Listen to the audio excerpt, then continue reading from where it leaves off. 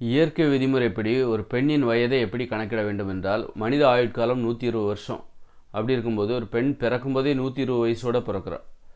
வயசு வருடங்கள் செல்ல செல்ல அவளுடைய வயதை குறைத்து கொண்டே வர வேண்டும். 119, 118, 117ன்னு குறைச்சிட்டே வரணும். ஆனால் ஒரு ஆணுடைய வயதை தான் 1, 2, 3, 4ன்னு 5, 6ன்னு கூட்டிகிட்டே போகணும். இதுதான் ஒரு ஆணின் வயதை கணக்கிடுவதற்கான இயற்கையான விதிமுறை. ஒரு பெண் பிறக்கும்போது பெரியவராக பிறக்கிறார். பெண்ணோட இயல்பு என்பது தலைமை பண்பு. ஒரு ஆண் பிறக்கும்போது அவன் குழந்தையாக பிறக்கிறான். ஆணோட இயல்பு என்பது தலைமை பண்பிற்கு உதவியாக இருப்பது. குழந்தைன்னா எதுவுமே தெரியாது. ஆனால் ஒரு ஆண் பிறக்கும்போது தலைமை பண்பாக இருக்கிற பெண்ணிற்கு உதவியாக இருப்பது தான் ஆண். அப்போ அவனுடைய வயது என்பது அவன் எதுவுமே தெரியாமல் பிறக்கிறான் அப்படின்னு தான் அந்த கருத்து. எல்லாம் தெரிந்தவராக பிறக்கிறார் பெண். எப்படின்னா அந்த குழந்தை வளர வளர அந்த குழந்தைகிட்ட ஒரு அதிகாரம் இருக்கும். பெண் குழந்தைகிட்ட பார்த்தீங்கன்னா ஒரு அதிகாரம் இருக்கும். அம்மா அப்பா எல்லாரையும் அதிகாரம் செய்கிறது.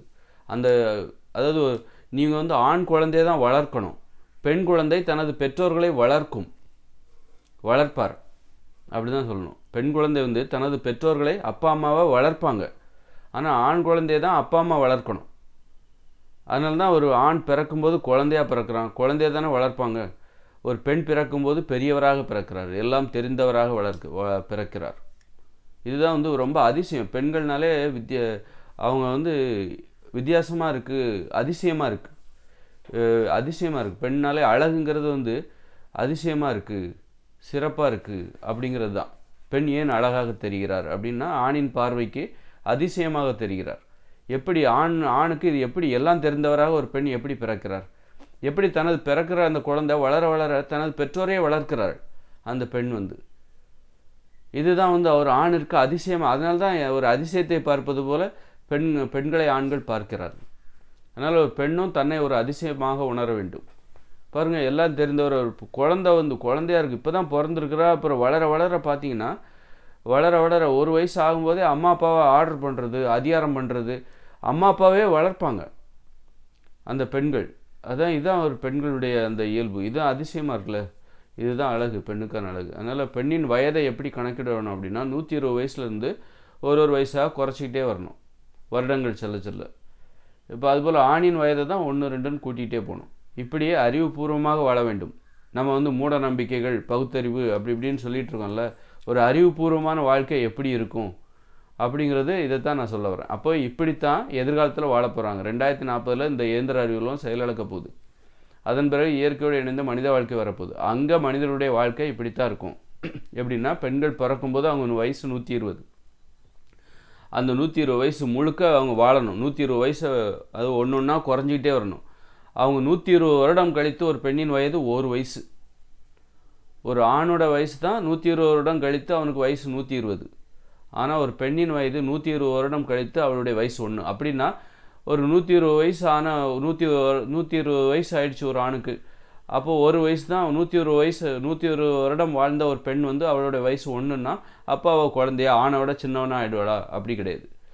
இந்த வயது வைத்து ஒருவரை பெரியவர் சிறியவர் என்கிற ஒப்பீடு ஆணுக்குள்ளேயும் பெண்ணுக்குள்ளேயும் தான். ஒரு வயசை வச்சுக்கிட்டு இவங்க பெரியவங்க சின்னவங்கன்னு கணக்கெடுக்கிற அந்த முறை இருக்குல்ல, அது ஆணுக்குள்ளாக தான் இருக்கணும். ஒரு பெண்ணிற்குள்ளாக இருக்க வேண்டும். பெண்களுக்குள்ளாக தான் அது. ஆண் என்றாலே அவன் குழந்தை தான் பெண்ணோட ஒப்பிடும்போது. பெண் என்றாலே அவங்க சின்ன குழந்தையாக இருந்தாலும் பெரியவங்க தான். சின்னதாக இருந்தாலும் அது பிறந்து 1 வருஷம்தான் ஆச்சு ஒரு பெண். அந்த பெண்ணை விட ஒரு 100 வயசான ஒரு ஆண் இருக்கான்ல, ஒரு தாத்தா, அவன் சின்னவன் தான். ஒரு பெண் குழந்தையோடு ஒப்பிடும்போது, ஒரு 2 வயசான ஒரு பெண் குழந்தையோடு ஒப்பிடும்போது 100 வயசு மதிக்கத்தக்க ஒரு ஆண் இருக்கான் பாருங்க, அவன் சின்னவன் தான் பெண்களுடைய பார்வையில். நீ என்னதான் வயசானாலும் சரி, என்னவா இருந்தாலும் சரி, பெண்ணின் பார்வையில் ஆண் சின்னவன் தான். இப்படிப்பட்ட விதிமுறைகளெல்லாம் நம்ம தெரியாமல் வாழ்க்கை கடந்து வந்துட்டு இருக்கிறோம். ஆனால் இந்த விதிமுறைகள் வந்தால் தான் மனிதர்கள் இந்த எப்படி இந்த மனித வாழ்க்கையில் பெண்களுக்கு எதிரான வன்முறைகள் ஏன் நடக்குது? பெண்களை நீ பெண்களது பெரியவர்களாக பார்க்கல, நீ பெண்களுடைய மதிப்பை நீ உணரலை. அப்போ இந்த வயசு உனக்கு அதை உணர்த்தும். வயசு பெண்கள் பிறக்கும்போதே பெரியவர்களாக பிறக்கிறார்கள். 120 வயசுலேருந்து ஆரம்பிக்கணும். ஆண் ஒரு குழந்தை, இப்படிப்பட்ட நடைமுறைகள் இருக்குல்ல. பெண்கள் ஆண்களை வாடா போடான்னு சொல்லணும். தனது தாத்தாவாக இருந்தாலும் ஒரு சின்ன குழந்தை தனது தாத்தாவை கூட டேய் தாத்தா அங்கே வாடா, டேய் அப்பா அங்கே வாடா, டேய் அம்மா இங்கே வாடி, அம்மானெலாம் கூப்பிட மாட்டா. அம்மா அம்மா கிடையாது, மக. இந்த எந்த ஒரு பெண் பிறக்கும்போது அம்மாவாக பிறக்கிறாள். அந்த பெண்ணை பெற்றெடுத்த பெண் தான் மகளாக மாறுகிறார். ஒரு பெண் பிறக்கும்போது அந்த பெண்ணை பெற்றெடுத்தவள் மகளாகிறாள். ஆனால் ஒரு ஆண் பிறக்கும்போது அந்த ஆணை பெற்றெடுத்த அந்த பெண் அம்மாவாகிறாள். அப்போ இப்படியெல்லாம் ஒரு வாழும்போது பெண்களுக்கு அப்போ தான் பெண் விடுதலை சாத்தியம். இன்னைக்கு நம்ம பெண்களை ஆண்களைப் போலவே பார்க்குறோம். ஒரு 2 பேருக்கும் ஒரே மாதிரியான வயசை கணக்கிடுறோம். சின்ன பெண் குழந்தைன்னு நம்ம சொல்லிக்கிறோம். அவங்களாம் பெரியவங்க அப்படின்னு நீ நினச்சிருந்தேன்னா, பெண்களும் அதுபோல் ஆண்களை வாடா போடான்னு அப்படி கூப்பிட்டுருந்தாங்கன்னா, அப்பாவை வாடா அதிகாரம் மிக்கவர்களாக அந்த பெண்ணுக்கான தன்மை நம்ம புரிஞ்சுருந்தோம் அப்படின்னு வச்சுக்கோங்க. அப்போ நீங்கள் பெண்களுக்கு எதிரான வன்முறைகளெல்லாம் செய்யவே முடியாது. ஒரு ஆண் குழந்தையாகவே வளர்ந்துருக்கணும், குழந்தையாகவே இருக்கணும் பெண்கள்கிட்ட. அப்போ தான் அவன் அடங்கியிருப்பான்னு அர்த்தம். அப்போ பெண்களுக்கு அப்போ தான் பாதுகாப்பு கிடைக்கும் அப்படின்னு அர்த்தம். ஆனால் தற்போதுள்ள இயந்திர அறிவியல் உலகம் இந்த மாதிரியான இயற்கை விதிமுறைக்கு முரணாக இயங்குகிற ஒரு உலகம் இது. தற்போதுள்ள இயந்திர அறிவியல் உலகம் எது விதிமுறை அதற்கு முரணாக செயல்படுகிற ஒரு உலகம் இது. அதனால் அதனால தான் இப்போ ஆண் குழந்தையாக இருக்கிறது தான் ஒரு பெண்ணின் பார்வையில் குழந்தையாக இருக்க வேண்டிய ஆண் இப்போ பெரியவராகிவிட்டார். இயற்கைக்கு முரணான ஒரு தன்மை. பெரியவராக தெரிகிறார், பெரியவராகவும் நடந்து கொள்கிறான். இவன் பெரியவராக நடந்து கொள்கிற அந்த பெண் இப்போ குழந்தையாக நடந்துக்கிறாங்க, ஒரு அடிமையாக நடந்துக்கிறாங்க, குழந்தையாக நடந்துக்கிறாங்க. இதுதான் இயற்கைக்கு முரணான விதிமுறைப்படி தற்போதுள்ள இயந்திர அறிவியலும் செயல்பட்டு கொண்டு இருக்கிறது. அதனால்தான் இந்த உலகம் இயற்கை விதிமுறைக்கு முரணாக செயல்படுகிறது. அதனால்தான் இந்த இயந்திர அறிவியல் உலகம் 2040 செயலிழக்குது. இயற்கை விதிமுறைப்படி வாழும்போது தான் இந்த பாலியல் பலாத்காரம், வன்முறைகள் எல்லாமே, போர் எல்லாமே நீங்கிடும். மனிதர்கள் மகிழ்ச்சியாக வாழ்வார்கள். நம்ம இயற்கை விதிமுறைக்கு முரணாக வாழ பார்க்குறோம்.